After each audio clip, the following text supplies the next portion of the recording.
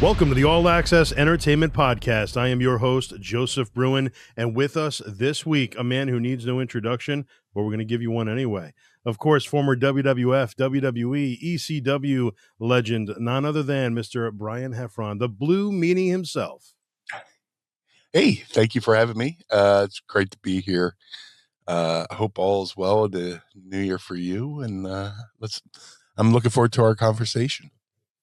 Absolutely, yeah. Let's kind of take a deep dive into all that you've done in this pro wrestling world, this business, that has been giving to some and not so giving to others. But I feel in your case, it's been a positive thing, and you've done some great things. And let's talk about it. So rewinding all the way to the beginning, growing up as a fan, when did you first discover pro wrestling? Who were some of your favorites growing up? Oh man, I started watching wrestling in 1982.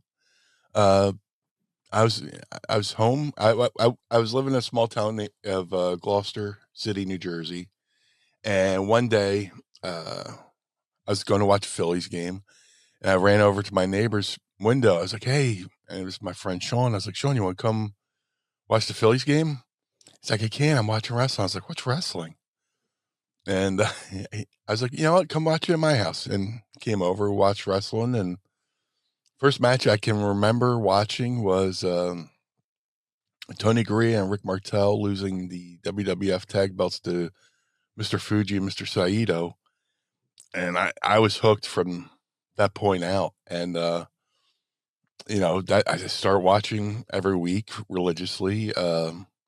Then I discovered the world of magazines and started buying the magazines, and it just evolved from there. But I started watching. My first world champion was Bob Backlund. I loved Tito Santana, Rick Martel, Tony Garea, Fuji Saito, the Samoans. Rocky Johnson, Tony Atlas. Just that whole early pre Hogan era was pretty cool. But then after the Hogan era was good too. But just the magic of discovering professional wrestling, and there's a whole world I wasn't aware of, and once I was, it was just like it was like going from black and white, living in black and white, to living in color. So yeah. It was a magical time. And I often bring it up, and I'd like to get your opinion on it. When it comes to magazines, which you mentioned, I too, growing up as a kid, you're in the market with your mom or whoever, and you want to step away for a minute and go see what they got. And I was always obsessed with trying to get the latest issue, and obviously back then you'd have the Wrestler and Inside Wrestling and PWI and all these different magazines to choose from. The children growing up now obviously don't have that. There's an occasional magazine on the newsstands. Obviously, the world has changed with social media, and that's how you get your news and, going online, of course. But how do you feel that transition has worked, whether it's affected them in a negative way or a positive way, for the wrestling fans nowadays? Oh, man. I mean, they have everything at their fingertips now. It's just, when I was a kid, there was something magical about leaving the house and walking down to the local newsstand or pharmacy and looking through the magazines and flipping through them and smelling the paper and, looking at the ads. And then you get buy like 3 or 4 or 5 magazines. Go home, shut the door, sit on the edge of my bed, and just read them from front to back. I would even read the ads. I would read who worked for the magazine, and there's just something magical about going out in the world, finding something, bringing it home, and enjoying it, and just reading it. Now everything's like a click away. Everything's free basically.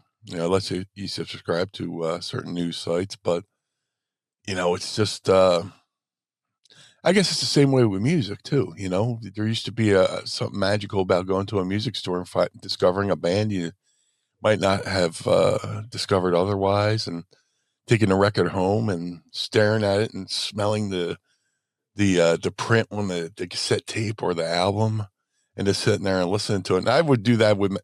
I would buy the music magazines. I would buy the wrestling magazines, or I'd go to a music store, buy a record, go buy magazines, go home, and just live, go into this fantasy world. That's the awesome part about the magazines is even if it wasn't a territory that was in your area, you could read about it.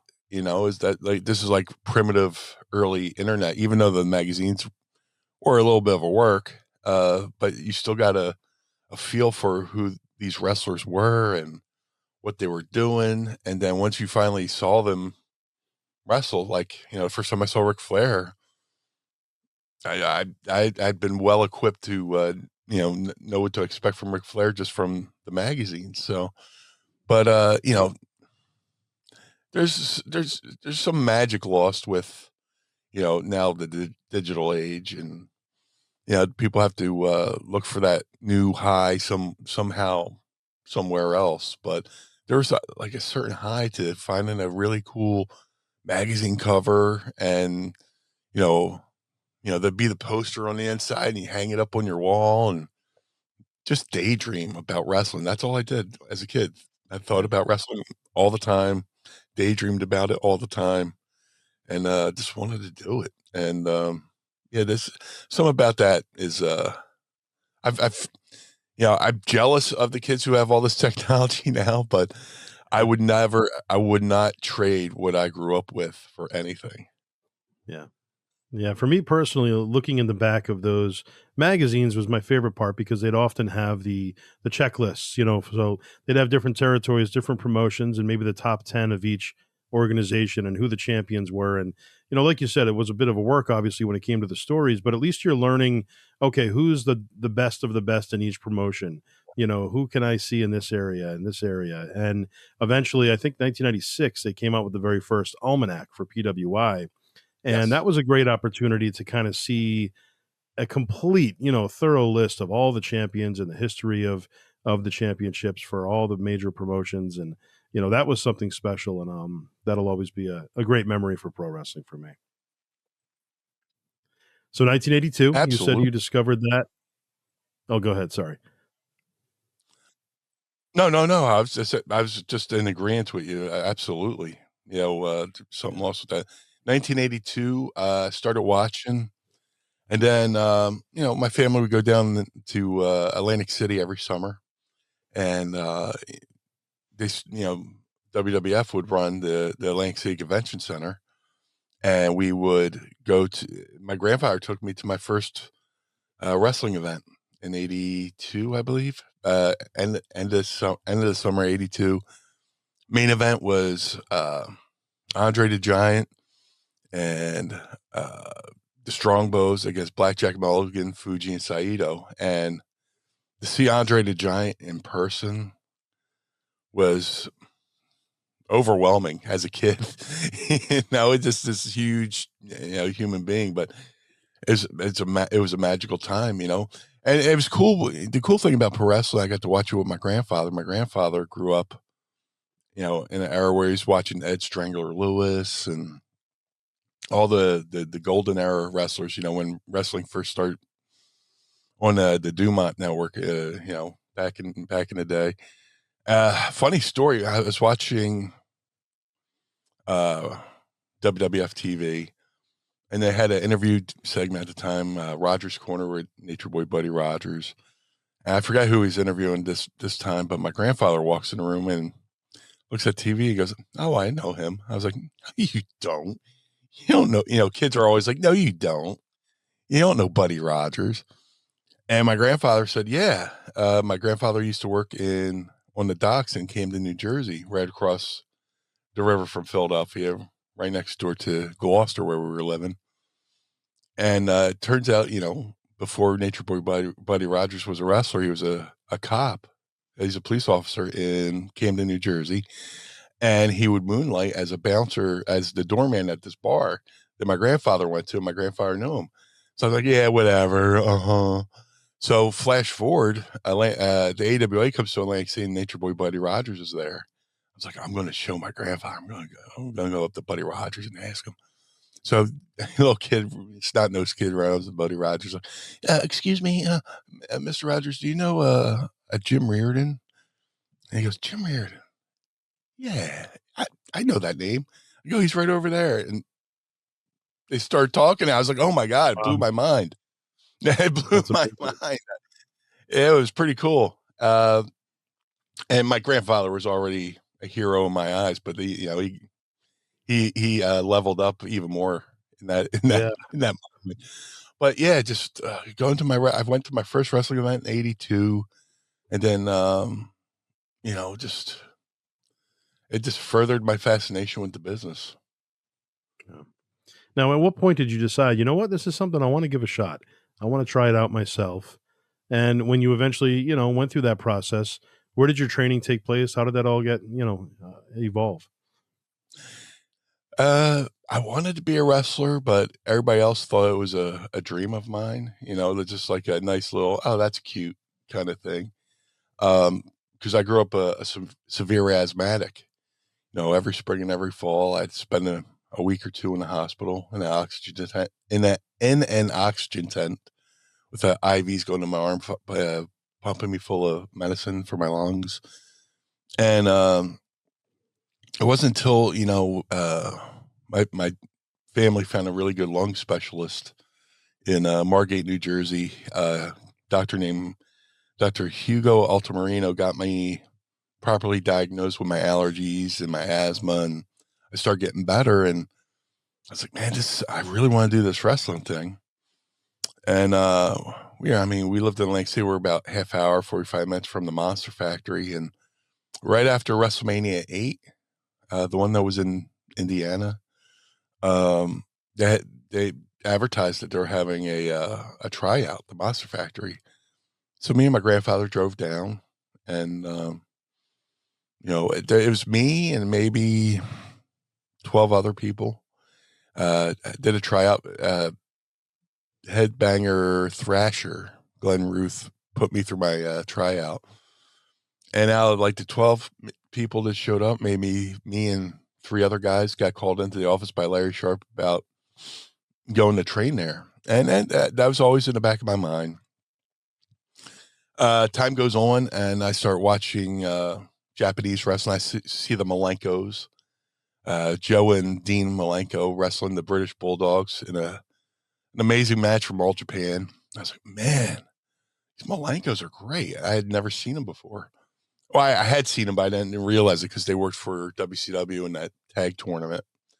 And I found out they had a wrestling school. I was like, oh, maybe I'll go to the Malenko school. Where is it? It's in Tampa, Florida. So I wrote to their school, and a woman named Phyllis Lee wrote back.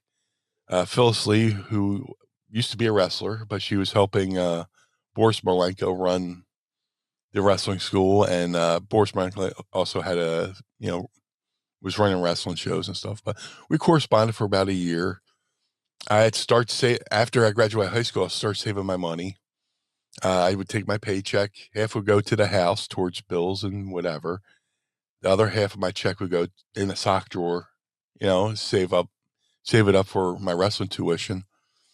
So eventually, I started talking about moving down to Tampa, and heard, cost of living down there, was a little bit much. I was going to drive down, get a 1-room. They had like rooms there to rent. And I was like, man, it was like $600 a month. And I'm like, oof.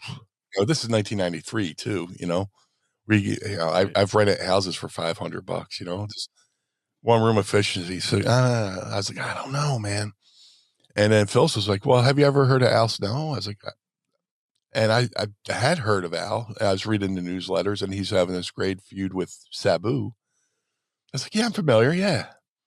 Well, he has a school in Ohio, same tuition, but you'll get to, live in the school, and it's like $150 a month. Okay. It sounds good. So in blind faith of a woman I had never met, I sent her my tuition money. I drove out to Ohio, not knowing of all these horror stories of in the past where people show up for the first day of training and the building's empty, there's no ring, and they got your money, you know? So I drove to Ohio for 13 hours. I was like, "Oh, I'll be there in a couple hours," right? Not realizing 13-hour drive. Show up, met Al, and pulled me aside, pulled me into his office, and just gave me the ground rules. And the next day, I get in the ring for the very first. Well, not I didn't get into a ring for the first time. I got into his ring for the first time, and we started the journey. And I it was going to Al's was a huge gamble because I didn't know who I was meeting. I didn't know who I was sending my money to. I quit a really good job working in a casino to go do this. And if it had failed, I mean, what do I do? But it turned out to be the best gamble of my life, going to Al's and training with him because he was so thorough with his training.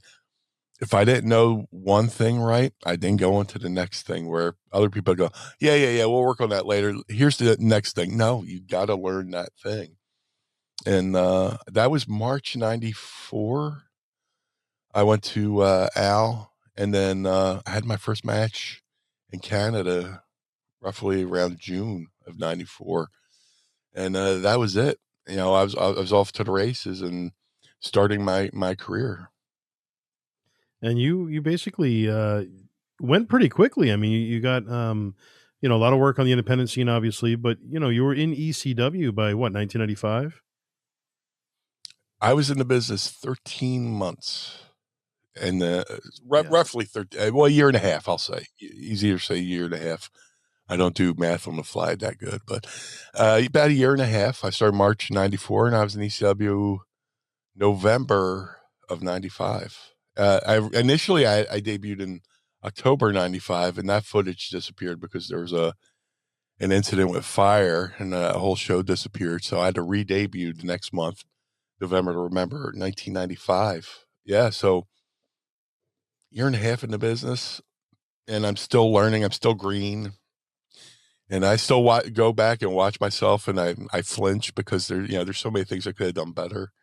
But it was a learning experience, and I had an amazing learning tree, an amazing locker room to learn from. You go into a locker room and there's Terry Funk, there's Sabu, there's Taz, there's Tommy Dreamer, there's Paul Heyman, Tommy Rich, Tracy Smothers, all the veterans that had been there and done that, would pull me aside and, hey, this is good, but next time you could do this as well, and, you know, big shout out to Jason Knight, when I had my first singles run, Paul put me with Jason Knight to further prep me, and he was a good teacher as well. So, like I said, I went there. I was a year and a half in the business, still a puppy, and still a puppy, wet behind the ears, whatever. But it was magical. It was magical to be in ECW in that era and during their hottest period. It's stuff they still talk about to this day and do documentaries about to this day. Yeah. Now that year and a half journey, how did it lead to ECW for you? Um, I was at Al's for a year, and it got to a point where he was like, "Look, you've been here for a year," and I was working indie shows in Ohio, Michigan, Indiana, Kentucky, Pennsylvania, Western Pennsylvania.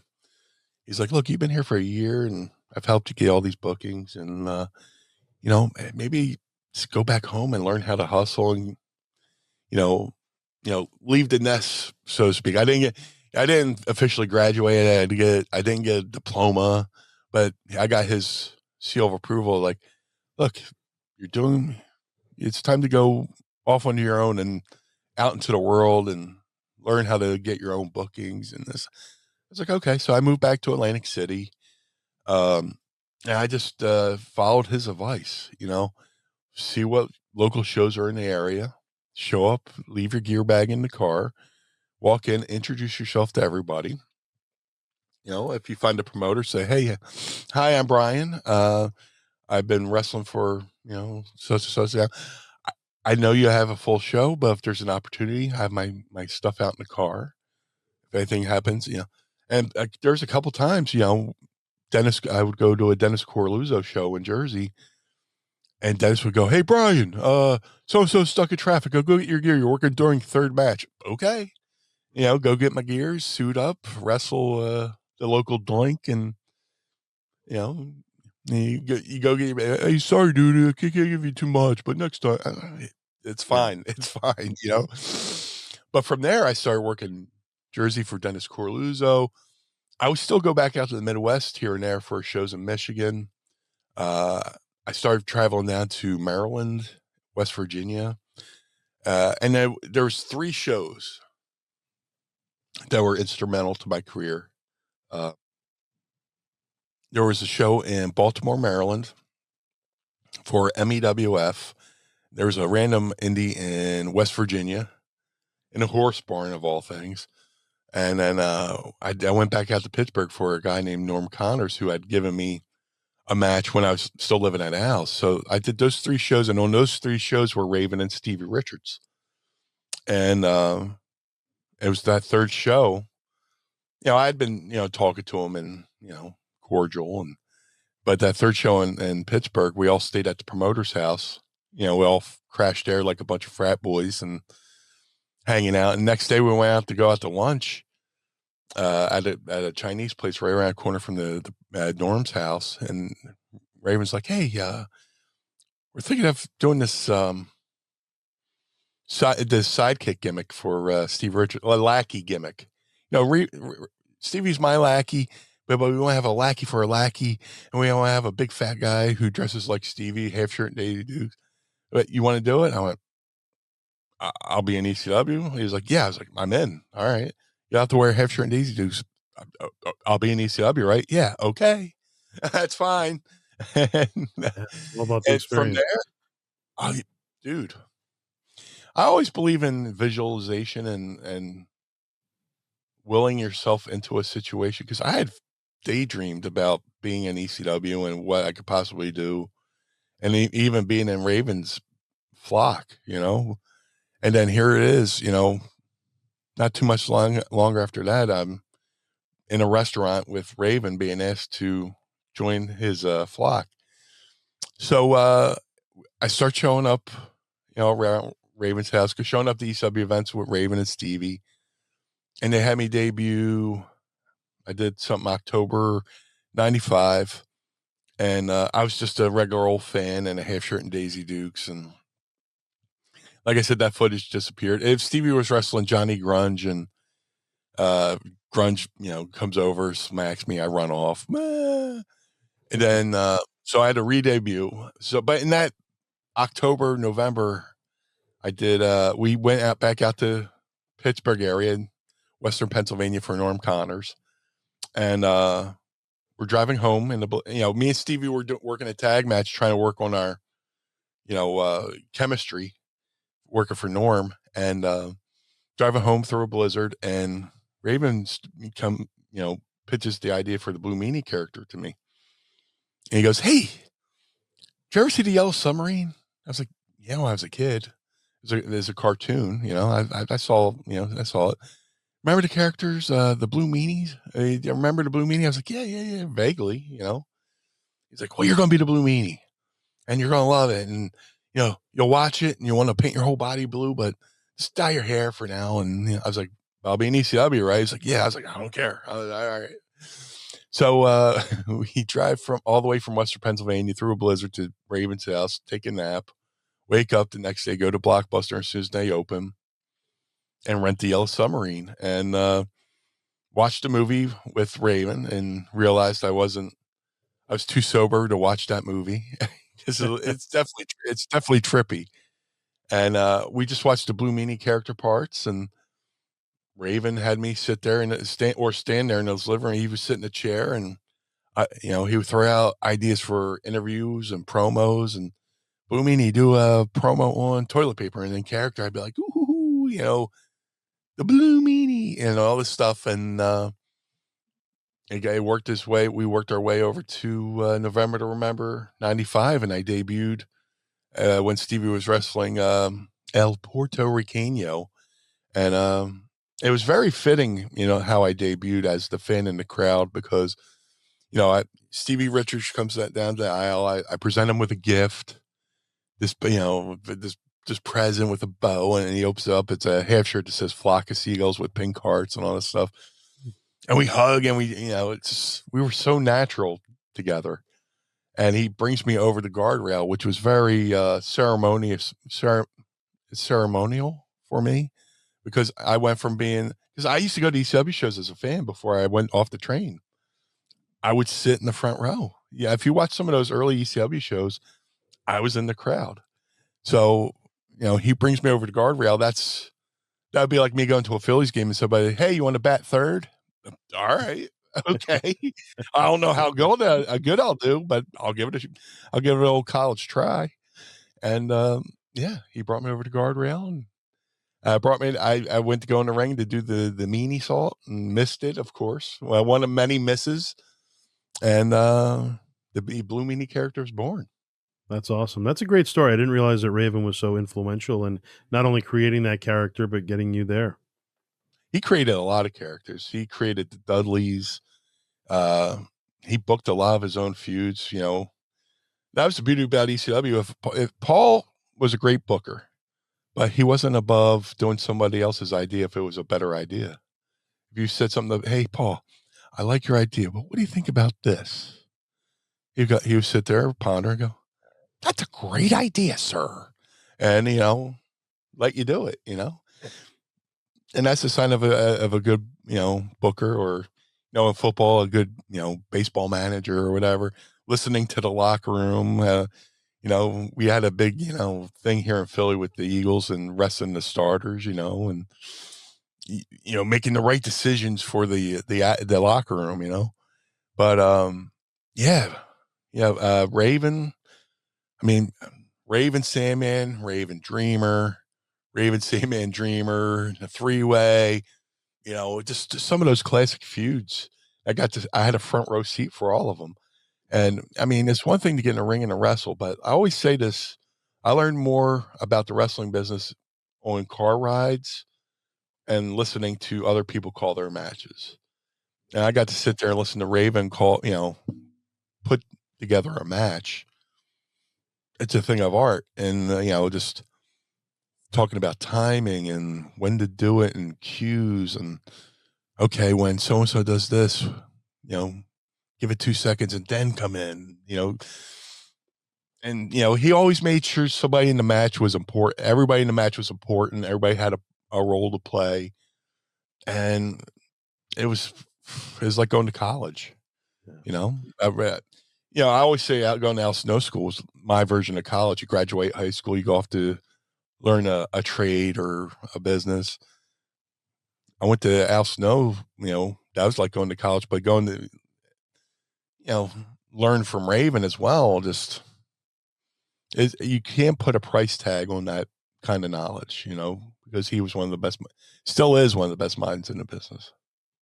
And you may not remember that very first interaction, but what are some of your interactions over the years backstage with Paul Heyman? How was he, to work with, and how did you get along with Paul? We got along great. Like I said, I was green as goose poop. I was so green, and he was like, welcome to ECW. It's going to go from here. It's going to go from here from on. He's a good motivator, a good builder upper. I mean, everybody has their experiences with Paul, but guy did nothing but gave me a career. He gave me nothing but all he did was give me knowledge. All he did was give me a platform, to further. I don't know where I would be in the business without Al Snow, Raven, and Paul Heyman. Saying and Todd Gordon. A lot of people like to forget about Todd Gordon too. Todd put his money into the business too, and Todd gave me his seal of approval. But Paul, I mean, he was a great motivator. He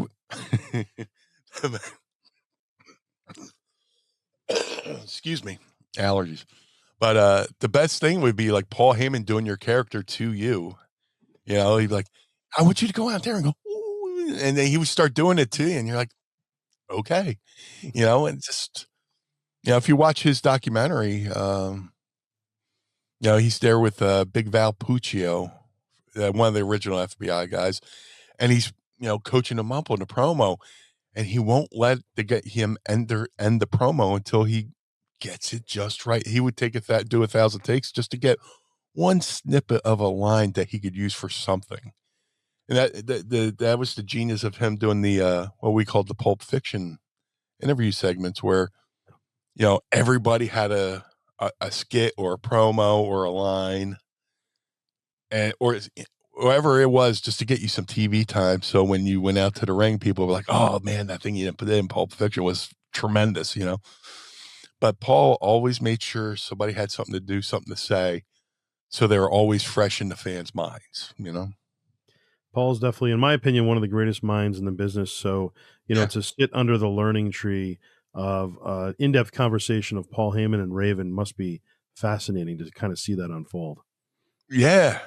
Yeah. And yeah, because after the show, you want to, we would go over to, we either stay at the building or we go over to the hotel, which in the early days was the South Philly Travel Lodge, which we call the Cylinder of Sin because it's a round building, and a lot of things happen there. But we would, go in the top floor where they had this banquet room or whatever, this space where we do promos, and sit there till 5 in the morning, 6 in the morning, watch everybody do the promos. And I would just sit there and watch him, teach other people about promos. And, there's, always hear about the world of improv where people go, the best attitudes go, yes, and, you know, somebody will say something, yeah, and how about this? And, a lot of good things came out from just collaborating. And Raven and Paul were, like somebody said, it was like De Niro and Scorsese, just, Yeah. It was amazing. It was amazing. And, if you haven't seen it, Raven has a really good, there's a really good documentary out on Raven right now called Nevermore, The Raven Effect. It's on Apple Plus. It's on Google Play. You can Google it and it'll tell you where it's streaming. But you get to, see, the genius of Raven. And I was grateful that they interviewed me for that. And but Raven, I mean, he's really not even in the business anymore, and he's still one of the best minds in the business, in my opinion. Yeah. Now, when it comes to ECW, obviously they're known for their hardcore fan base. Just one of the things that they're known for. Why don't you talk about your memories of that hardcore fan base and some of the super fans that they had, and what that atmosphere was like, kind of being there in person and seeing it all unfold? I always say, the ECW fan base in Philly are the descendants of all the legendary sports fans in Philadelphia history. You always hear about those fans who cheered for the Broad Street Bullies, the fans that threw snowballs at Santa, or they would go to the dollar store and buy batteries to throw at JD Drew, who refused to sign with the Phillies. Just all those characters. Philly fans were a rough bunch, but they were a knowledgeable, rough bunch. Blue collar town, blue collar fans. Worked hard all week, and at the end of their work day, they just want to be entertained. They just want to be given a reason to feel alive, whether it's watching a football game, baseball game, pro wrestling. Just blue collar town, and we want when we invest our time and money, we want a return on that investment. We keep the receipts. So those same fans that cheered for the Eagles, cheered for the Phillies and the Broad Street Bullies and the Sixers. Their kids grew up, and went to ECW shows. So, I was fortunate enough to be, like I said, I went to a lot of those early ECW shows as a fan, and then I trained, and start going back. I was in the business, but I was trying to get my way into ECW, but I would still go to the shows. I always say the ECW crowd was a little bit like the Rocky Horror Picture Show. We knew all the characters, we knew all the ring music, we knew all the chants, and we were just a rowdy, passionate bunch of knuckleheads, so to speak. But everybody remembers Hat Guy, and then there was, Faith No More guy, and there's so many. Everybody remembers Hat Guy, but there's a ton of other fans that had nicknames. There was the guy that looked like the guitar player from Faith No More guy. There was Mark from Cherry Hill. There's so many, fans, and just to be a part of that. The ECW was a spinoff of Tri-State Wrestling Alliance, Joel Goodhart's promotion. And I would go to those shows. I would go on those road trips with all those fans as well. And you get to know them. And maybe that was my cheat code when I became a wrestler in ECW. They knew they can lay into me and I wouldn't be too offended, but Yeah. It was a magical time. A lot of stuff they would, chant or yell, probably wouldn't go over too well today, but it was the seasoning for the steak, right, so to speak. It was the seasoning for the steak, and I don't think if ECW had it happen anywhere else, it couldn't have taken off the way it did, because Philly wrestling fans, Northeast wrestling fans are, we're tough, but we're loyal, and I remember those early ECW shows when they started running. They, would run on Market Street at the Mike Schmidt Sports Bar. Then they went to Cabrini College, and once they found the ECW arena, I mean, those early TV tapings, Bob Artiste, the ring announcer, would get in the ring, like, if you want to be on TV, folks, you have to fill the bleachers, and they would make everybody sit on one side of the building, and then slowly but surely, more people started coming to the shows, and word of mouth and watching it on Sports Channel, to where they had their first true $1,000 person. They drew 1,200 people to the night the line was crossed. Wow. And that was one of their first big sellouts. And that was kind of the turning point when you knew ECW was onto something, and it's all because those fans just kept coming and kept coming and kept coming. And then you just, not only do you go, but you start bringing your friends. You make your friends watch the TV. And just there's people who weren't even really wrestling fans, but they knew about the ECW thing, and it was a vibe. It was a cool thing to go to, because you knew, you could go watch the wrestling after the show. You go to the hotel, you hang out with the wrestlers at the bar at the hotel, and be mischievous. We had our own universe, our own bubble. And it was cool to experience ECW from the fan side, and then to the wrestling side as well. When it comes to the ECW arena, let's talk about that. When it's scaled back, it may obviously not look like very much, but it's all about the aura around it and what that brings to the table. What do you think the ECW arena meant for ECW? It was perfect. I mean, what ECW couldn't do with lighting and entranceways and graphics, it was a throwback to those old smoke-filled arenas where there's a single spotlight on the ring and two guys go in there and just duke it out, and it was, right in the area is built up a little bit better now, but it was in the industrial area of Philadelphia. We're back, if you look back at old photos of, the ECW arena, in the 40s, it was just a warehouse where trains would drop off stuff for stores and stuff like that. And just eventually it became, in Philadelphia, every New Year's, we have this thing called the Mummers Day Parade, our New Year's Day Parade. And every New Year's brigade has a clubhouse where they do fundraising for, build floats, built costumes, and the ECW arena was for the South Philly Vikings. That's why it was called Viking Hall ECW Arena back in the day. And that's why it was called the world's most famous bingo hall, because they would have like midnight bingo and they would build floats there and all this other stuff. So, like, if you see some of the early entranceways for ECW too, like you'll see a jungle theme. That was an old parade float. So that building was just important to ECW because the South Philly Vikings were a huge part of the community. A lot of those South Philly Vikings worked those shows as, selling, beer and popcorn, or, you know, uh, sweeping up and doing all the cleaning. And they're the ones who are also bringing people in from the neighborhood. There was a story, Butchie, who was running the building in the early days of ECW. When ECW first went to run there, and Butchie kind of knew they were a little rowdy, he would have Todd bring the wrestlers around and go around the area and, help sweep up the sidewalks and do this and that and other things. So, and introduce, the wrestlers into the neighborhood, because there's a bunch of houses right behind the arena.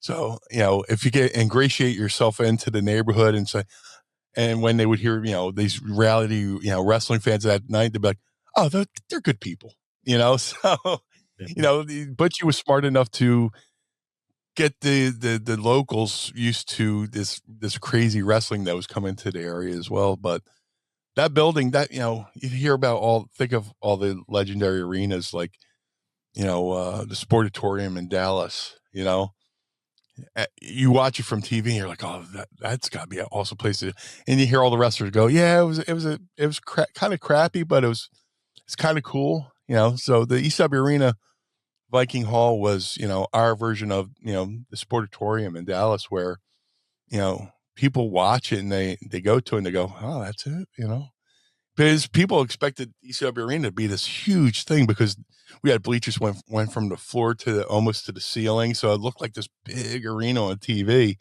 but you get in there and you're like, oh, this really isn't that big. And, of course we broke a couple fire codes along the way and stuff like that, but Right. it looks it looks a lot different than it did back then, but it was just, it had a charm to it that, as ECW grew, the building grew and expanded, and I mean, it's still there to this day. And then you think of all the events they do there now, between pro wrestling, MMA, they do concerts. It's, you know, it was just as important to ECW as the wrestlers. It was a character all unto itself.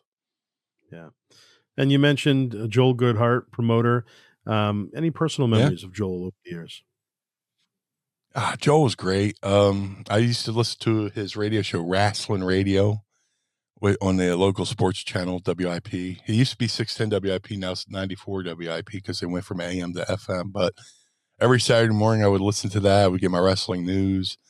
He would do road trips. I went to Memphis 2 summers in a row in 1990 and 1991. We got to go to Memphis, and we got to sit in the Channel 5 studios, and we got to go to Mid-South Coliseum and all the spot shows and house, around the loop. And we got to play softball against Jerry Lawler's team and get our ass kicked. But it was Joel, and he would do bus trips down to Baltimore for the Great American Bash. He did all these great things. He brought so many people together who might not have met any other way, and yeah, we all went to wrestling shows together, but you get to know people when you're sharing a bus ride with them, or a plane with them, or rooming with them, when sharing a hotel room with them when you're going to Memphis or whatever. So there's so many people I've met through Joe Goodhart events and his radio show that I don't know if I would have met them any other way. So he brought a lot of people together. He influenced, a wrestling. Like I said, there probably wouldn't have been ECW without Tri-State, because when Tri-State closed, there's such a void in the Philly wrestling scene that it inspired Todd Gordon to it's Todd Gordon, Bob Ortiz, Lex Ortiz, and Larry Winters all got together and formed the idea of ECW, and that probably wouldn't have happened if it was not for Joel. So the wrestling business owes Joel a little bit of a thank you. Absolutely. I agree. What are your personal memories of Steven DeAngelis, ring announcer for ECW? Steve's a great guy. great guy. Brought in a new energy to the ring announcing. We had Bob Ortiz for a little while, and Bob was great as well. But he brought Paul brought in Steve DeAngelis. I'm not sure on how exactly. I'm sure he was friends with Paul, but great guy, just great energy. And he always looked out for the wrestlers too, because he worked at an entertainment agency, and you know, he always helped the guys get extracurricular work. So, but great guy, great energy. I still talk to him here every now and then. But yeah, great guy. What would you say is the best piece of advice that you've ever received within the wrestling world? Whew.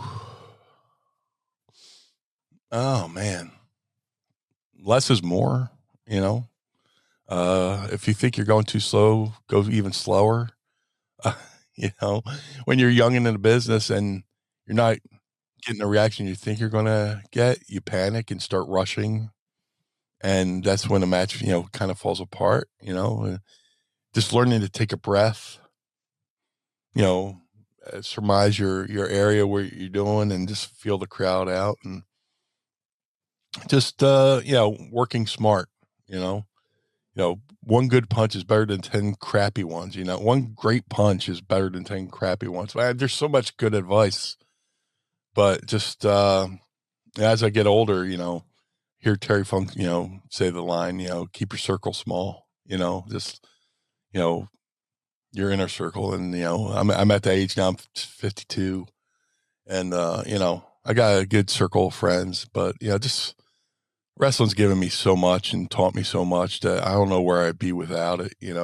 I got to work with so many Yeah. good people, so many great minds, and, had a lot of vital lessons on, who were my friends, and, people's motives of being friendly with me, or, whatever. But I have no regrets. I lived a pretty good life, and still continue to live a pretty good life. And I can't nail down one piece of advice, but I I can equate a lot of things to pro wrestling. When I look out in the world and see what's going on, and I'm like, it's all the work, man. It's all the work. Right. Now, what are your memories of promoter Sheldon Yeah. Goldberg? Anything there? Oh, Sheldon's amazing. I met him before I even went to ECW. He posted a photo too, not too long ago. We were at a Dennis Corluzzo show in Williams, Williamstown, New Jersey, something like that. It was the outdoor Corluzzo show. The main event was Dan Severn against Tajiri.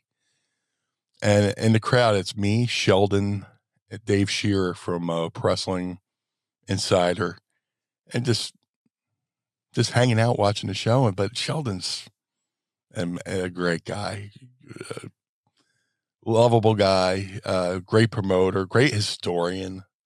I was fortunate enough to work for him a few times, and share a locker room.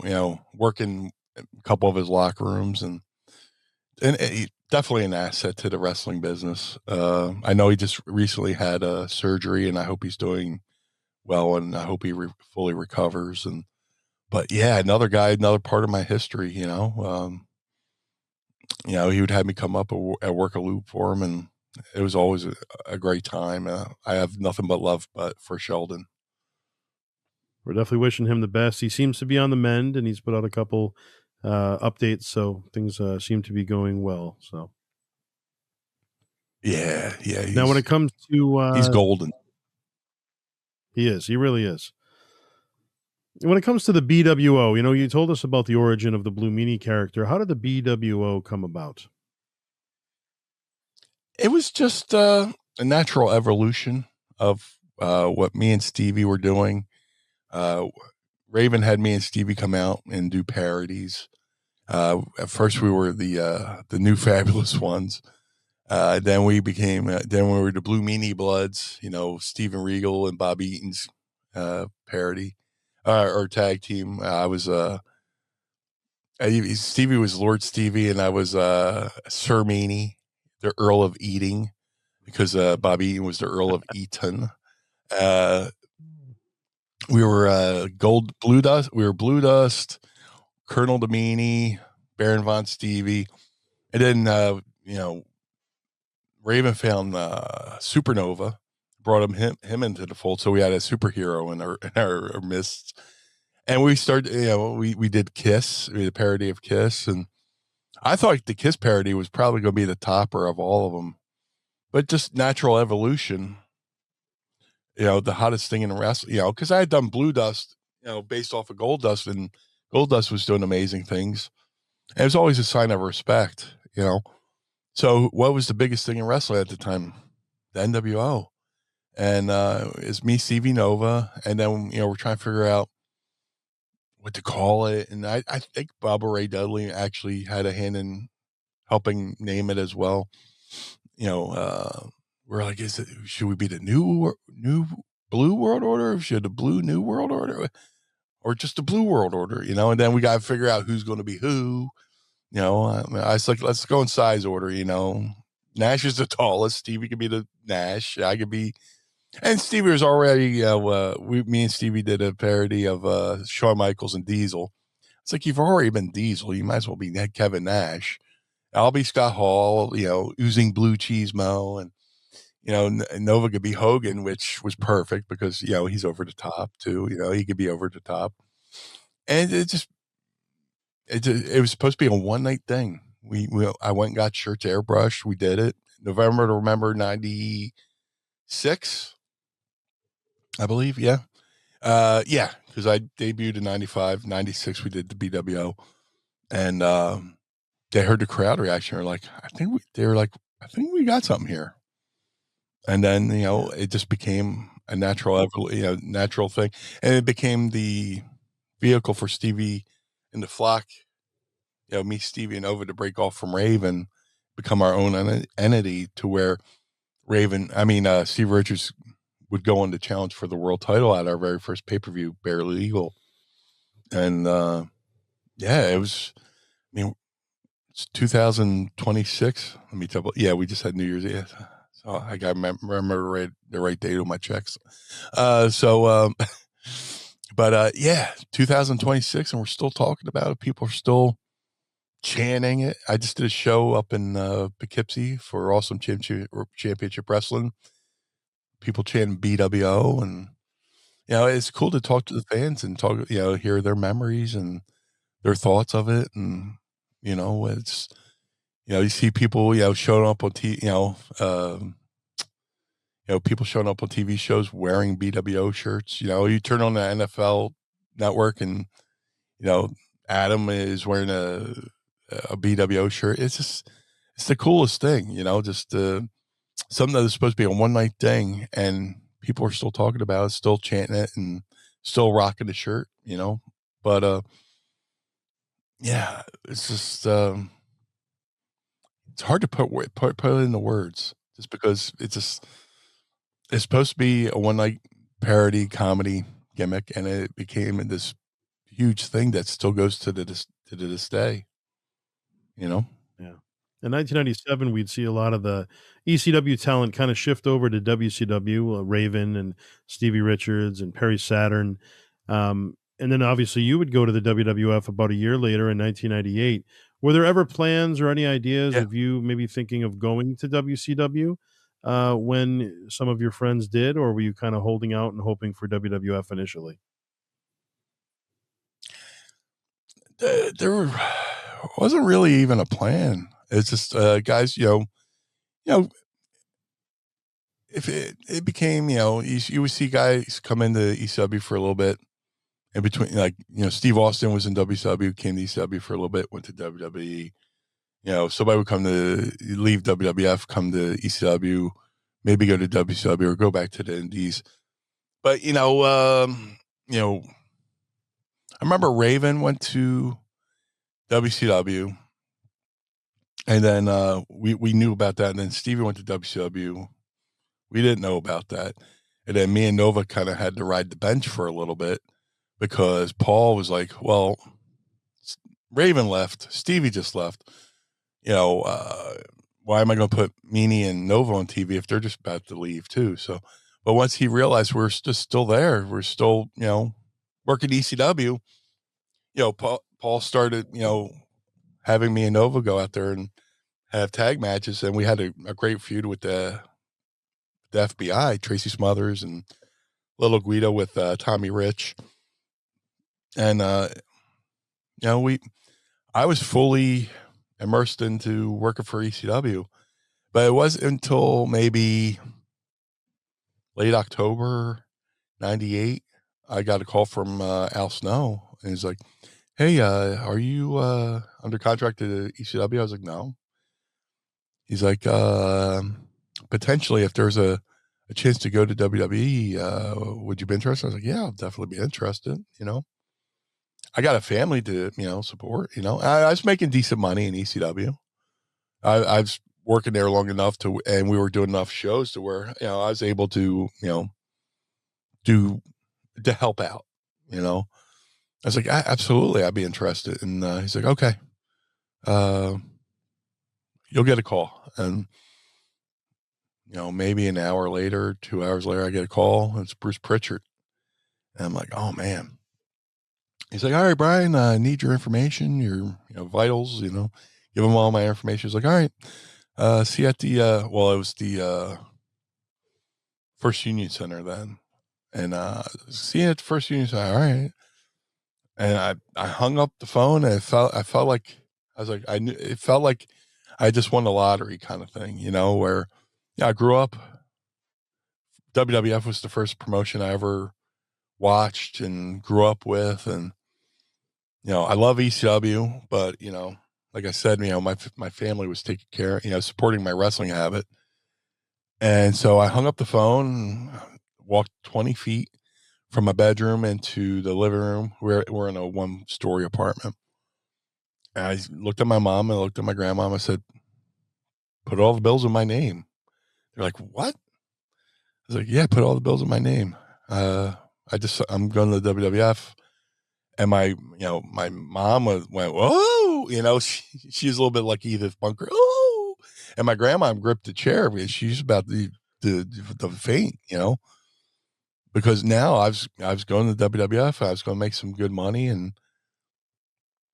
finally be able to pay them back for everything they did for me. So, my grandma only lived another maybe 2 years, but I made sure that her last 2 years were a good 2 years and she didn't have to lift a finger to pay for anything. So, WWE came along. It was a great opportunity.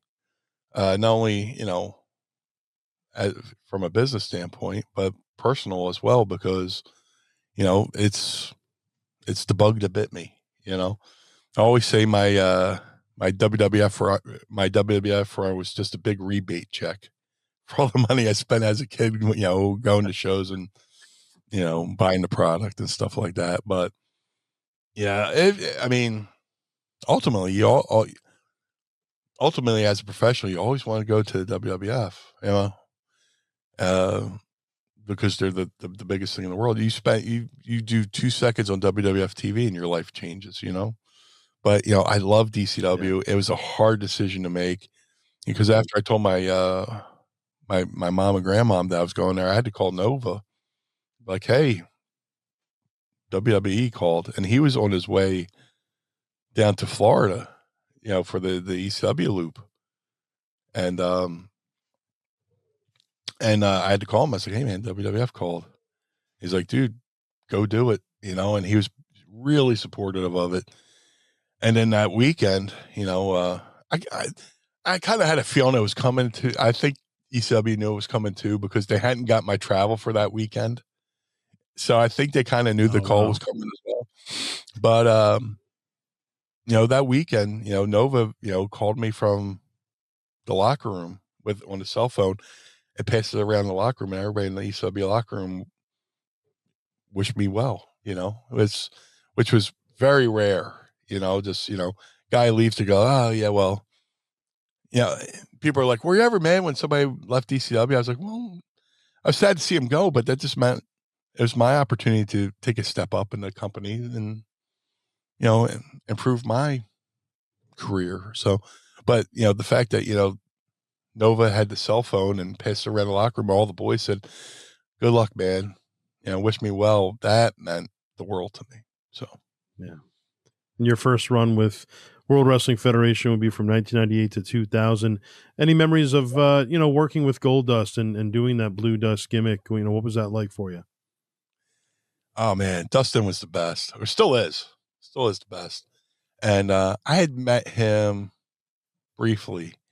I went down to a show in Delaware for Jim Kettner, and this is when WWE was letting their talent do independent shows. I think he wrestled Simon Diamond, Pat Kenny.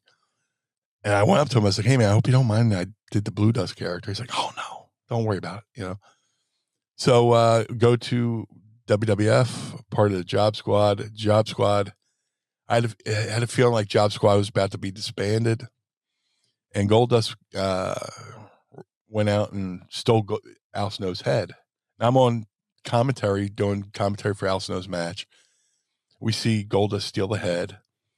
So I was like, man, Job Squad's about to wind down. I went up to Vince Russo. I said, "Hey, Vince, got an idea." Goldust just stole Al's head. In ECW, I did a parody of Goldust called Blue Dust. What if we brought Blue Dust back? And, Goldust was the guy who played mind games with people, What if I brought back Blue Dust to play mind games with the guy who plays mind games, and I steal Al Snow's head back for Al? And I'm doing this pitch, and I'm seeing Vince think about it, and he's nodding his head. And he's like, "Let me go. Let's go see." And then not too long after, he's like, "Yeah, that's what we're going to do." And I was like, "Should I go get new gear made?" He's like, "Ah, just use what you use in ECW." I was like, "You sure?" Because in ECW, I just used Looney Tunes pajamas that I spray painted blue, or got airbrush blue. And I was like, "All right."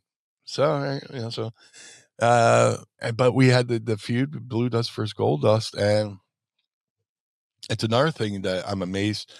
People still come up to me and talk about that feud and talk about the match. We were the opening match for St. Valentine's Day Massacre, and that's a big deal. If somebody, I always tell people, of course you want to be in the main event, but the opening match of any show is the tone setter for the night. That's the one Right. that they. If you're the opening match, that's the promotion saying they trust you to get the crowd into the mood for the start of the night. So Goldust versus Blue Dust open up St. Valentine's Day Massacre was huge. Now the only problem with that match was Dustin's back was brutally, he was in a lot of pain. So we really couldn't do a lot, but I try to do things to, lighten the load for him, and just go out there. But we had a great match. And then it went from the point where we were foes to they put us together as a tandem, I don't want to say comedy act, but we were two larger than life characters, blue, gold, both, face painted. And I went from working against them to working with them as a tag team. And again, learning experience, a great learning tree, him, pull me aside and giving me ideas, and, and he's a great mentor to this day for so many AEW guys, and girls. But yeah, just it was a great time in my career. I mean, it was, I got to work WrestleMania 15 in my hometown, managing Goldust. And if I hadn't had that feud with Goldust, or that led to me teaming with Goldust and being in his corner, I debuted for ECW in Philly, debuted for WWF in Philly, had my WrestleMania moment in Philly, all three in my hometown, or, the town I was born. And if you did a movie about that, people are like, "Oh, that's too corny." That's too storybook. But, especially with everything I've been through as a child, with asthma and battling depression as a kid as well. So, you know, wrestling's taking care of me, and working with Goldust was just another reward, so to speak, because I learned so much from him, and I'm fortunate to say I get to work with him. And that was going to be my next question. Kind of take us back to that moment, WrestleMania. WrestleMania 15, it's 1999. What was it like walking out at WrestleMania? Not many get to do it, and you did. What was that whole experience like? Even the earlier in the day leading up, were you nervous? Were you excited? Oh, I was beyond excited. You could tell my excitement because if you watch the entrance of Goldust, I accidentally run out way too far ahead of him. And I kind of had to, I was like shot out of a cannon. And you see me run out. I'm like, oh, let me let me rewind. And I rewind and get back behind Goldust. And we had Ryan Shamrock with us at the time, who was a sweetheart. And I had to play like I hated her, which was hard to do because she's such a great person. But WrestleMania in my hometown, it's one thing to do a WrestleMania. It's another thing to do WrestleMania in your hometown. But one of the first 15 WrestleManias of all time, to say you're in that rare air is pretty cool. As a kid, I've watched the first 3 WrestleManias on closed circuit in Atlantic City with my grandfather. We went to Resorts Casino, and they had it on a big screen. WrestleMania 4 and 5 come to Atlantic City. I go to WrestleMania 4 and 5 as a fan. I get to go to the secret meet and greet they had for, high roller. They had a meet and greet for like high roller kids and all that stuff. But my grandfather's security guard at Trump Plaza, his boss goes, I know your grandson loves wrestling. They're having this thing Saturday. Bring him up. I'll walk him through. And he walked me in, and it's like walking into Willy Wonka's, it's ballroom full of pro wrestlers and balloons, and they're giving you bags with merch, and you're like, oh my God. And if you watch the WrestleMania 4 VHS, there's the one that's the double pack and the Hogan Andre pop up. The opening thing, they're like, yeah, we had a fan fest or whatever. You see me standing next to Ricky Steamboat on the VHS tape, and that's kind of knew why I was going to be it's kind of what I know I was going to be a wrestler too, because I knew the light was right there, and you kind of see me like lean forward into the shot just to make sure I was in there. But I went to 4 and 5 as a fan. Going to WrestleMania 5, 10 years later, I'm going to be on WrestleMania 15. I mean, it's insane. It's insane. It's crazy to think about. It's like there's a couple of guys who play for the Philadelphia Eagles or have. They're grew up watching Eagles as a fan, and you get to play for the Eagles.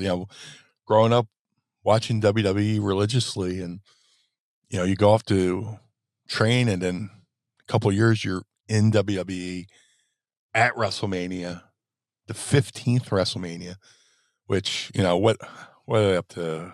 I don't even know what number they're up to now. But man, I think it's 40, 42 or 43. Very fortunate. Yeah. Now, 1999, just WrestleMania 15, obviously, that was Gorilla Monsoon's final television appearance. Did you have any interactions with Gorilla in 1999 or 1998 by chance while with the company? I had met Gorilla as a fan at the Fan Fest in Atlantic City, and so WrestleMania 15.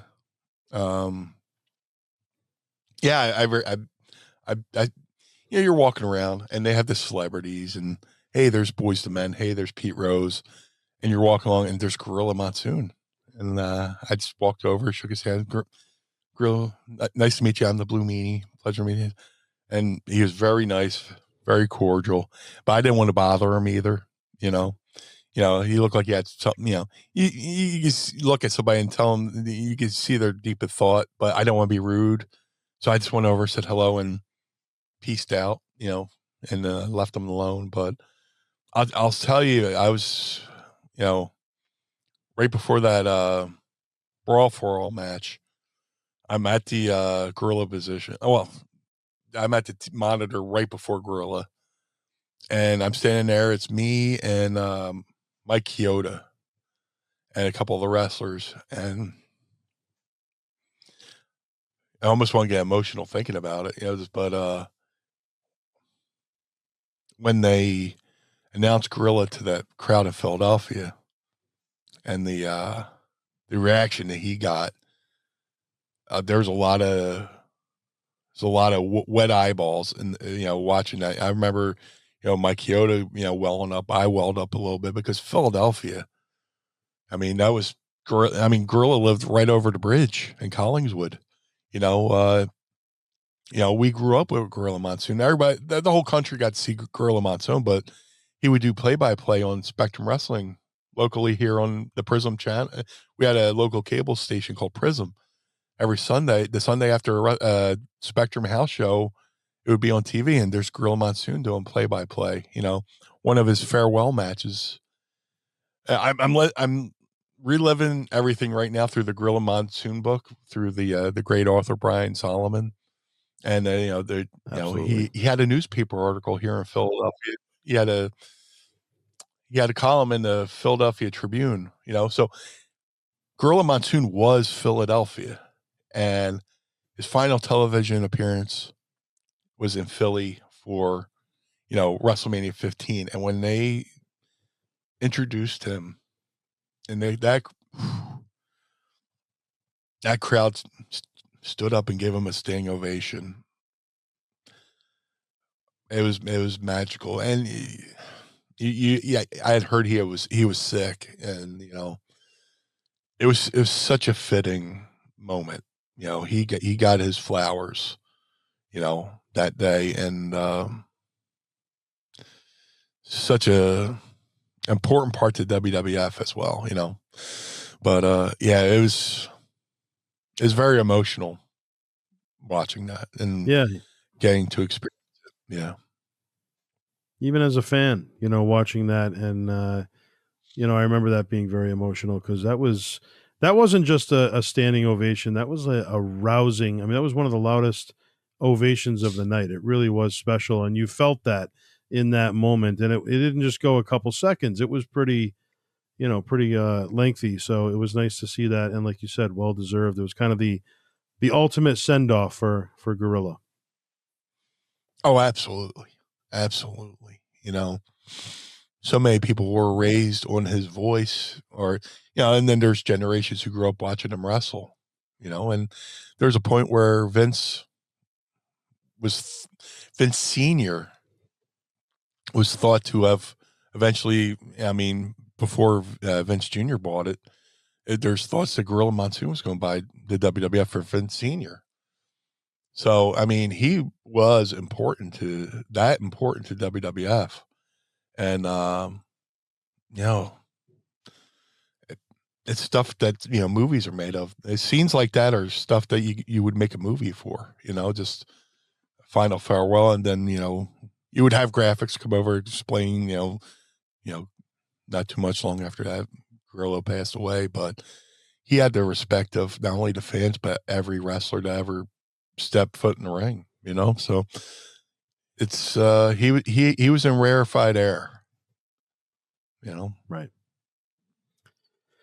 What would you say, rewinding a little bit, what would you say your biggest takeaway was from your initial run in ECW? Oh, my initial run in ECW was right place, right time, and ECW helped change the wrestling business. If you watch, WWF TV, WCW TV, they borrowed heavily from ECW, and just to be a part of that crew, be a part of that locker room in that era. ECW's hottest era was from 95 and 96. The golden era. Just be a part of that, and you kind of get immortalized. Just I was joking the other night. People, talk about ECW or pass along ECW to their kids like it's their fine china. Just here's my ECW. I'm giving you my ECW to you. Treat it well and hand it off to your grandkids. There's like this underground faction of fans who were, back in the day we tape traded, but now everything's digitized. There's people still sharing ECW digitally, Yeah. and this is what I grew up on. It's like, that scene in Almost Famous when the older sister hands over a record collection to her little brother, just there's something about ECW that touched a lot of ECW was like the Haley's Comet of professional wrestling. It didn't hang around for too long, but the people who saw it were affected forever, and they'll talk about it for generations to come, And there's, again, we're in 2026 and people still chant for, do the chants. So, and that's why I love doing about, independent shows. And I love doing conventions, is making that connection with the fans who went to the shows, and they remind you, I like when people remind me of things I forgot that I even did, cause you're just so in the action, your tunnel vision, when I was a fan, I would watch something, record it, watch it again, watch it again, watch it again. But once you're in the business and wrestling, you wrestle that show, you're off to the next show. You don't really get a chance to recap what you did. And, like right now, like me and my wife will throw some ECW and I'm watching. I'm like, my God, I don't remember any of this, Right. but it's cool. It's cool to rediscover, but, my run was a fortunate one. I was very fortunate to get to do it when I got to do it. And, timing is everything. I remember, I was talking about going to wrestling school, and I was working in the casinos, and me and my mom were walking to go catch the shuttle to go to work. I was going to get off, and she was going to keep going to her casino. And we're at a light waiting to cross the street. And I was like, you know what? I'm going in tonight. I'm giving my 2 weeks notice. I'm going to go wrestling school in 2 weeks, because I'd already paid. It's a matter of, you know, getting off the pot, so to speak, just, and she's like, oh, okay. And then the day after WrestleMania 10, I drove to wrestling school. So it's just all about instincts and feelings, and just, if I hadn't decided that night, would I have, gone to Al at the right time? Would I have been able to get to ECW at the right time? Would I be able to get to WWE at the right time? Somebody was looking out for me, whether it's my grandfather who had just, passed away. Maybe he was the angel on my shoulder guiding me, but I'm very fortunate, just, there's a lot of other people who might be way more talented than me that never got the chance to do the things I did, and I don't take that lightly, you know. Yeah. And in the year 2000, you would have a unique opportunity. You went to Memphis Championship Wrestling. You reformed the new foundation with Jim Neidhart briefly. What was that like working with Anvil and your time there in Memphis? Anvil is such a character. I love Jim the Anvil Neidhart. Kind of reason why I grew this beard, because I would watch Brett Yes. and Brett and Anvil, and Jim would be like this, and I was like, man, that's a cool beard. And I had to start back then. I had the starter kit. I had the Jim the Anvil starter kit, and then I finally became a man and grew the full Jim the Anvil Neidhart. But such a great character. There's just, I would never trade anything I've done in the wrestling business, especially getting to be around people and listen to their stories. And Jim was down there, and they paired us together. I was trying to talk him into being my tag partner, do the new Heart Foundation, which makes no sense. But, my character's goofy enough, to make him talk him into doing it. But tagging with him, again, learning, he went down there as a coach as well. And, he's a product of the dungeon. So we are doing a lot of the stuff they would do down there. And then, we got to tag. I mean, it was a short run. It was a short run, but it was an amazing run because, I still go back and try to find the footage of, um, you know, the Memphis stuff. It's hard to find, but me and him did so many fun promos and skits. And, later on, I would go on to meet Natty Neidhart, Natalia. And I'll post something on social media of me and her dad, and she'll comment on it, and it means a lot. Jim was just a big, lovable. He's like a big puppy, this big, lovable puppy. Just you just wanted to be around him. You wanted to make him laugh because he had the best laugh too. But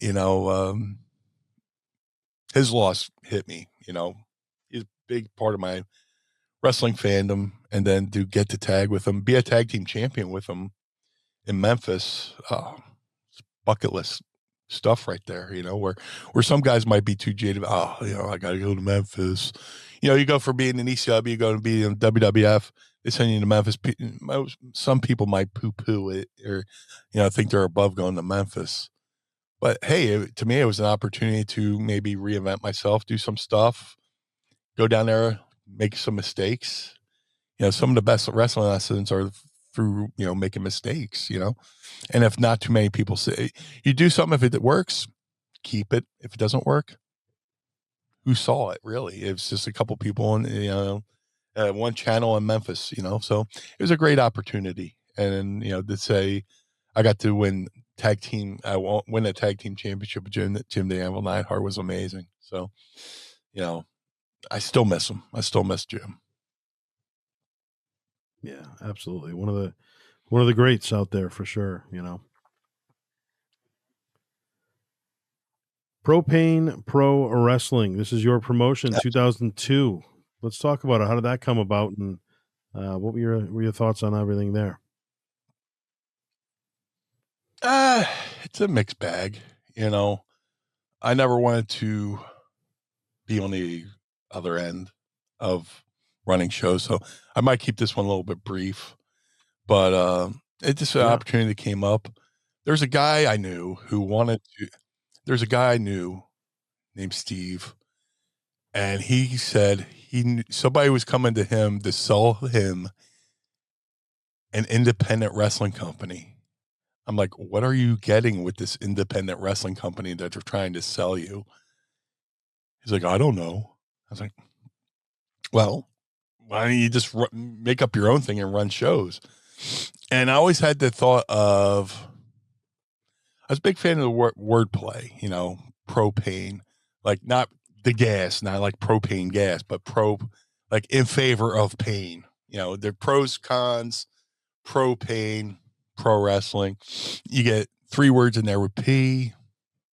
You can say 3P, 3PW, which is cool too when they go, in the PWI or the Pro Wrestling Illustrated Wrestling Almanac, when they go to list independent companies, you would be at the head of the thing because you're a number, not a letter, Just try to think of that. It was exactly. It was fun. We ran a show and it went well. Todd Gordon came aboard. When it just ran its course. It could have been better. There's things that self-sabotaging, so to speak. But it could, it lasted for a couple of years. People still talk about it. It did well, to the point where we were actually getting DVDs in stores across the country. But from there I went, we were doing 3PW shows, and I got the opportunity to go back to WWE, and, the JBL thing happened. And then, 3PW kind of, quietly, just went away. Had an investor named Rich come in, and a buddy, Mike Hawes, who I'm still friends with to this day. And Rich was going to have a good run with it, and but he had too many health issues. He was losing his sight, and he's like, I got to focus on my health. And I was like, all right. So 3PW went away, and I just went back to being one of the boys. But running shows was fun. The actual being at the show and watching it unfold was fun. But I mean, you could probably understand this. Somebody's flight's delayed. You know, somebody doesn't want to do the job. You know, just this is like Yeah. I got into the business to be a performer. I don't want to be somebody's boss. You know, that's why it was good to have Todd around. You know, because Todd had a relationship with a lot of people. You know, I took I took great joy in finding new talent. 3PW, we had Matt Stryker, we had Rob Echoes, we had Damian Adams, Josh, Josh Daniels, who's an amazing worker. We had a lot of good young talent there, you know, and Italia, Velvet Sky was there as Talia. We had so many good young workers there. And we were bringing the legends to, help sell the tickets so we can, build up our undercard talent and to become stars, our homegrown stars. And that's the one thing I really took pride in, was finding those young guys out in the indies and bringing them into 3PW, and this Matt Stricker would go off to WWF, and Rob Echoes and Talia would go off to TNA, and Damian Adams is still trained. Damian Adams is a fantastic trainer. He's training a lot of wrestlers that are out there now. And Josh Daniels, I believe, is in the world of acting now. But that whole crew of folks that would come down and work for us, that was the part I really took pride in with 3PW. But again, it was, each show took another layer of stomach lining, just from anxiety. It's just, it was what it was. But it could have been bigger. But there's a lot of self-sabotaging in there as well that, I'm glad I didn't have to live through for too long, Right. I know exactly I can speak on that, running the Fan Fest for so many years and the Hall of Fame, and, it has its ups, its downs. Obviously, you're always dealing with flight issues. But when it comes to talent, there's, I don't want to sit next to this person at the convention, or, I have to be in a prominent spot, and you already have the whole layout complete, and you're like, okay, so there's things you got to look at like that. And I guess it just comes with the territory, but it is too bad that you kind of get those kind of gut wrenching things that really do tear you apart sometimes. Some of them could be really intense and take a toll on you, mentally. Yeah, it's kind of like when you see somebody who runs for president, that the photo of them before they become president, and then a photo of them when they're through being president.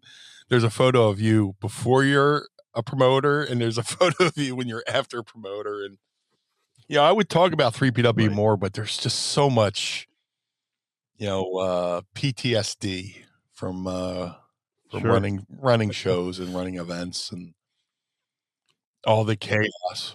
But watching it unfold, things you had planned come to fruition was a lot of fun, and it was cool to work with Todd again. So, and like I said, it was cool working with the young talent. But there's a lot of stuff I could have done without. Right. Yeah, well, at least you have some of that positive to reminisce, That's a good thing. Yeah.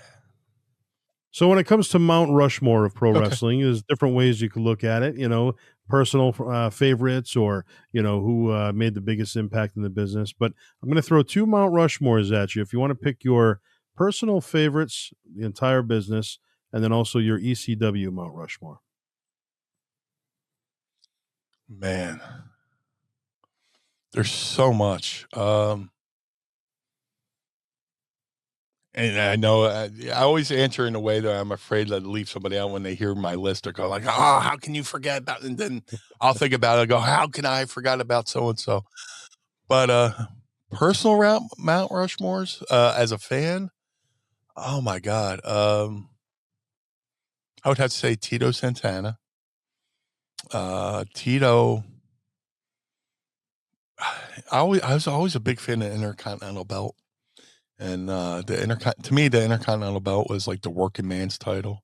Everybody wanted to be world champion, absolutely, but there's something about the IC belt that was charming to me. I loved it.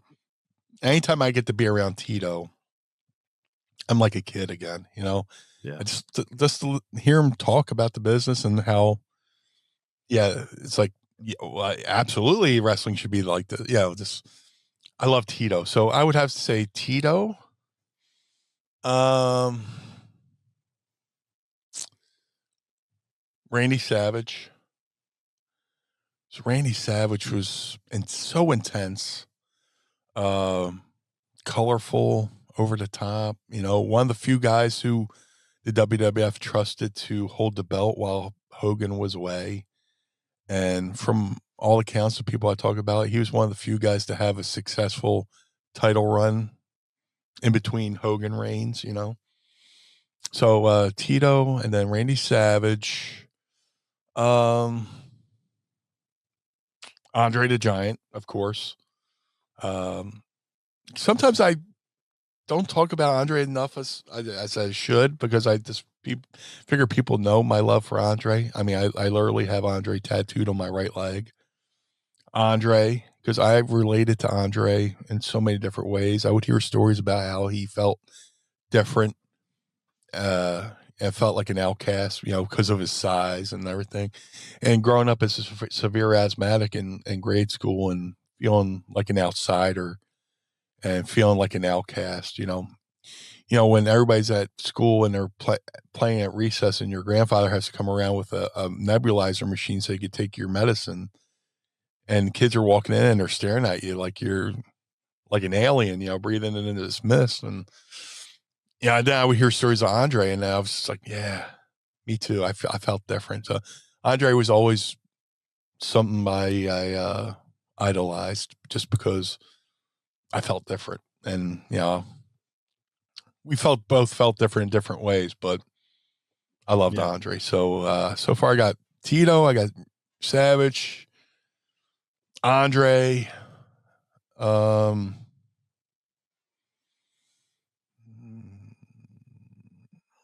I'm gonna have to say Don Morocco. And you Nice. know what? If you ask me for this list tomorrow, I'll give you a different list. But Don Morocco was another guy in my formative years, of a guy who just, his promos, his facials, he took his time. He did unique things. Like he wrestled one match eating a meatball sandwich. Then he wrestled another match. He accidentally pulled somebody's toupee off. It just, he was like my introduction into larger than life characters. Just he was almost like if you're going to cast Don Morocco in a movie, you would have Jim Belushi play Don Morocco. Just you know the original Rock, the Rock, Don Morocco. But yeah, Don Morocco, he doesn't get talked about as much as he should, and that's a shame. But if me saying Don Morocco right now gets people to go out there on YouTube and watch Don Morocco, wrestle Jimmy Snuka, wrestle Bob, dude, one of my first memories, Jimmy Snuka diving over the top rope on the Don Morocco on the floor and tearing, his clothes off and, limb to limb. And man, yeah, so that would be my personal Mount Rushmore. Like I said, it could change tomorrow, but Andre will always be in there. Tito will always be in there. Love Randy Savage. Love Don Morocco. Now for ECW, um, and that's huge too, because so everybody contributed. But when you think about like feuds that helped shape ECW, I mean, it would definitely have to be, Dreamer, Sandman, uh, Dreamer, Sandman, Raven, and Taz. It would have to. I mean, you could also say New Jack, but the Dreamer was there almost. from day one. He was early ECW. You know, homegrown babyface who everybody hated at first, but then earned the respect of the ECW crowd. And he couldn't have done that without Sandman. Sandman, another local, wrestling, favorite who, went from being the surfer guy to the hardcore beer drinking, cigarette smoking, Singapore swinging freak or whatever. I don't know. But, and then Raven for all the characters, everything he did in ECW, all the characters he created, all the behind the scenes stuff he did. And Taz, and I could also say Sabu. That fourth spot could be either Taz or Sabu, or because Sabu. You know what? I'm going to say Sabu. I'll say Sabu. So that's what's hard about Mount Rushmore's. Sabu. His fingerprints are all over the business now. I always say if Sabu could have trademarked wrestling sequences, he'd be a millionaire. Like the way somebody writes a song, you'd have to pay that person a royalty if you used, their music. If you use Sabu's, moves, you'd have to owe him a royalty. But it's either Taz or Sabu, tied for fourth. But this is just me arguing with myself in public right now. But yeah, so Sandman, Dreamer, Raven, Sabu. Because those feuds and those wrestlers, Sabu was on the main event at the first Sellout, with the Ninth Aligners Cross. You could also say Shane Douglas. That's why I'm going to argue with myself about these Mount Rushmores. But like I said, tomorrow, you ask me a question tomorrow, I might have a different answer. Right. Some days I listen to Slayer. Some days I listen to Britney Spears. Just exactly. It's crazy. Now, in recent years, you've been a part of so many battle royals and mixed matches and all different things and all different promotions. 2021 for MLW specifically, you were involved in one of the biggest battle royals there could be, a 41-man battle royal. What was it like being in the ring with 40 other superstars?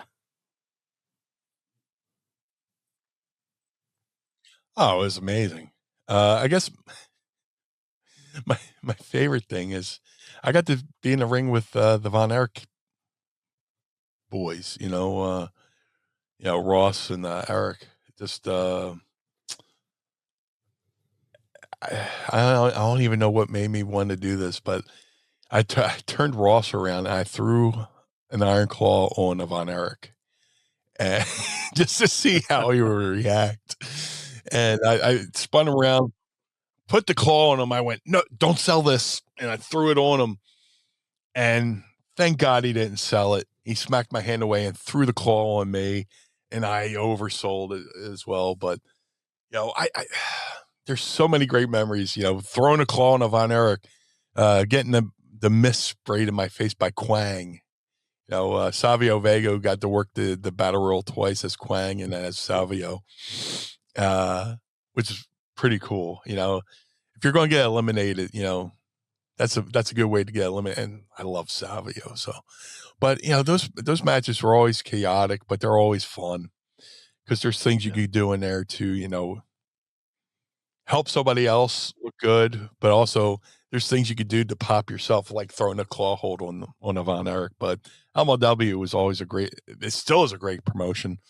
But I was, always honored they would have me come out to be the surprise on their shows whenever they were in Philly or in New York.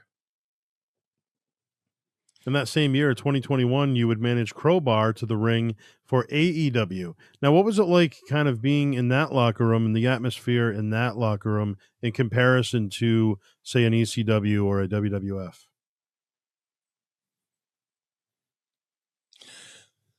AEW was really cool. In that locker room, I was familiar with a lot of those guys because there's a lot of former Ring of Honor guys. And I've known Crowbar my whole career. When I first, even pre Blue Meanie, when he was wrestling as Devin Storm, I've known him forever. So to be a part of his match was really cool. Against he was wrestling Joey Janela, and Joey Janela was pretending like he was leaving, and I came out and forced him back to the ring, and it was awesome. I'm grateful that Tony Khan has made another place for guys to be creative, and perform, and give fans another product to cheer for, Yeah. and they, Tony went and bought Ring of Honor as well. So Tony Khan's such an asset for wrestling, but just giving guy, I've known Tony since the '90s. A lot of people go, "What?" But I've known Tony since like the early days of internet and AOL and just talking in chat rooms, and you know uh and to see what he's done, come along and created this great wrestling promotion. He's an asset to the wrestling business. But back to your question of the locker room was great. Everybody was welcoming. I was just a guest in their house, and it was cool to see everybody and catch up. It's I always now everything I do is kind of like a high school reunion where we sit around and talk about things we did back in the day. Seeing Crowbar, seeing a lot of the guys, seeing Dustin, Goldust at the in the AWA locker room. I mean in the AEW locker room. So I mean, it was a great atmosphere, and they most recently just came back and did a residency at DCW Arena. They did 11 shows. I think I was at about 10 of Wow. them. So something like that. I missed maybe one of them, but Tony was like, they had me come out, be a part of Athena's entrance on the Ring of Honor pay-per-view, and Tony said to me, "Keep coming back. You're welcome here," and that meant a lot, because then another night they had me go out and do a post-show speech to the crowd, just for the crowd, not for TV. And then I did a skit with a faction called Frat House, which one of my students is in there. Cody Vance is in there. One of my kids. And then I got to do RJ City's AEW show, which was pretty cool. So I got to do a couple things for AEW. And like I said, it's a great company, great people working there. A lot of people I know behind the scenes, like Jeff Jones from ECW works there. So me and him were sitting there talking about ECW all night and just catching up and having a great time, Yeah. Now, if you had to pick one moment, it might be tough, but your entire career thus far, one specific Yeah, moment that would maybe be your favorite.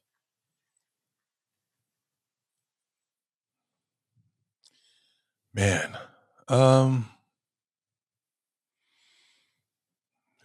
oh man, I'm so fortunate to do so many good things. I probably have to say winning on SmackDown. Um, you know, me and JBL had our issue, but we got together and talked about it like men, and we went out there and had what I think was a really good match. Uh, we were supposed to have a match that was supposed to go like 12 minutes, and then some. When like anything, when you work at TV, sometimes your time gets whittled down. So we had to condense our match, but the match we had, I think, was a really good match, a pivotal match in my life, my career, uh, a match that helped him with his feud with Batista as well, because Batista came in and helped me win over JBL. But like saying the whole JBL thing, as bad as some people think it was, it might have been something that actually helped me get out of a funk. Because like I said, we were doing that 3PW promotion, and when that shut down, from maybe 2000 to 2004, I was in a really bad place mentally. 2000, my grandma passed away, and I just lost my job with WWF, thinking I'm going back to ECW. ECW closes.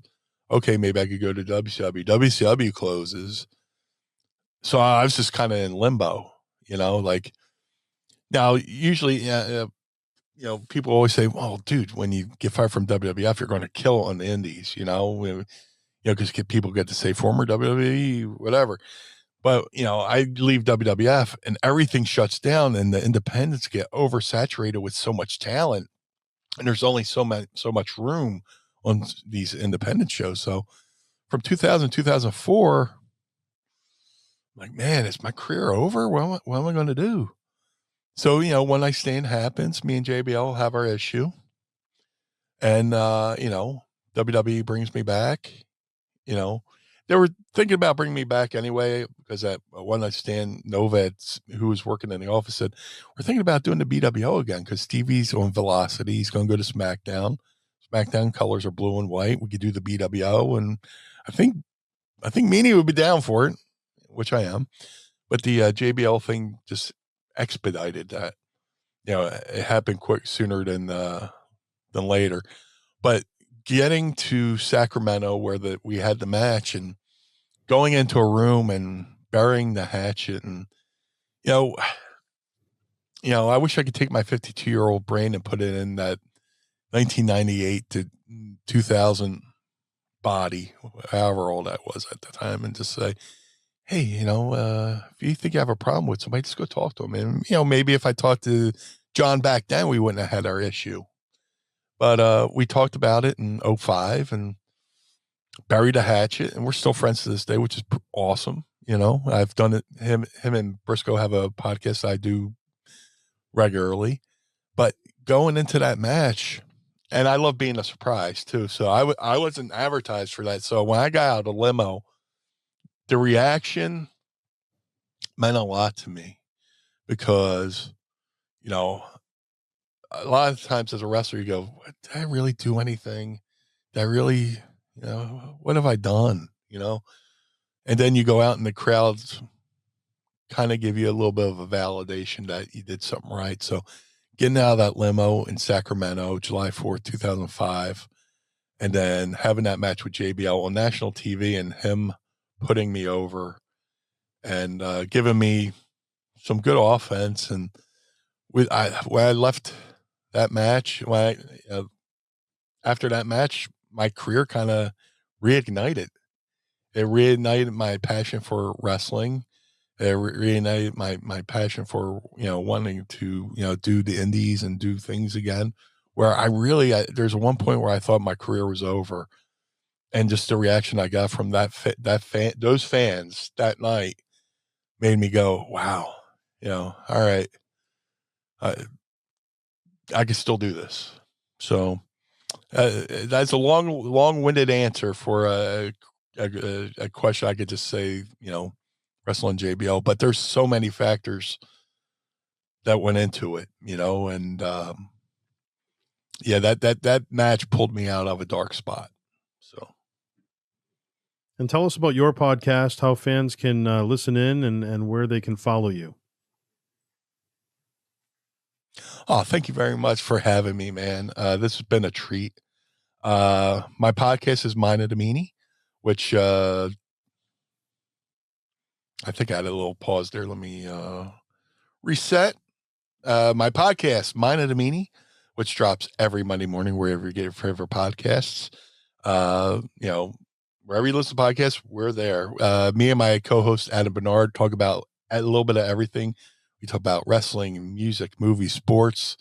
We have tons of useless knowledge. It's two guys talking like we just did today. So if you want to check it out, subscribe, Mine of the Meanie.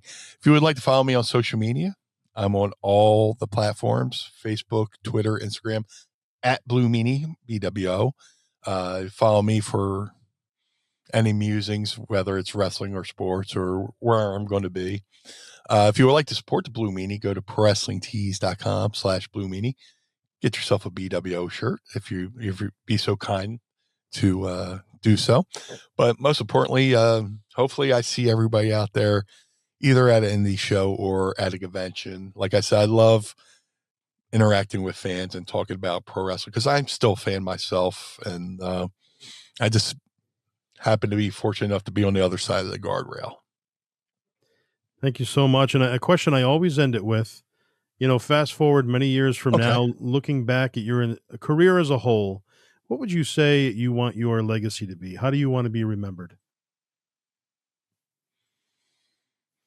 Oh man. I just want to be remembered as a happy distraction. That's as performers, that's what we are. We're a happy distraction for, you know, the person at home who just got home from work, just had an argument with their boss, they're behind on their bills, they're having a rough go of it. But man, I got pro wrestling and I could put on a wrestling show and oh man, that Blue Meanie, he made me laugh and made me forget about my problems for a little bit. As that's the job of what we do.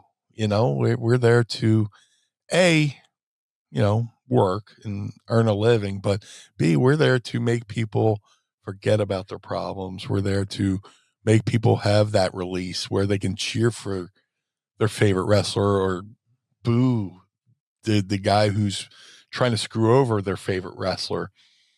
Wrestling's pretty simple. There's a good guy who's trying to do the right thing, the guy who's trying to keep him from doing the right thing. And hopefully my character was I always say I'm like the Philly fanatic of professional wrestling, you know, and that was the card I was dealt. And hey, it worked out for me because, if I tried to be, a Dean Malenko type or a Stone Cold type, I don't know how that would have worked, but thankfully for my love of professional wrestling, thank God for my love of comedy, and I could be like the Chris Farley of wrestling, the Philly fanatic of wrestling. Hopefully I made people forget about their problems just for a little bit. Well, Brian, thank you so much for taking the time today. Really appreciate you being here and doing this. Thank you for having me. It's a pleasure talking to you. And hopefully I get to see you down the road. Absolutely, man. Well, for Brian, for the Blue Meanie, I am Joseph Bruen, and this has been the All Access Entertainment Podcast. Don't forget to like, subscribe, and leave your comments. We'd love to hear from you, the fans. Thank you so much for joining us, and we'll see you all next time.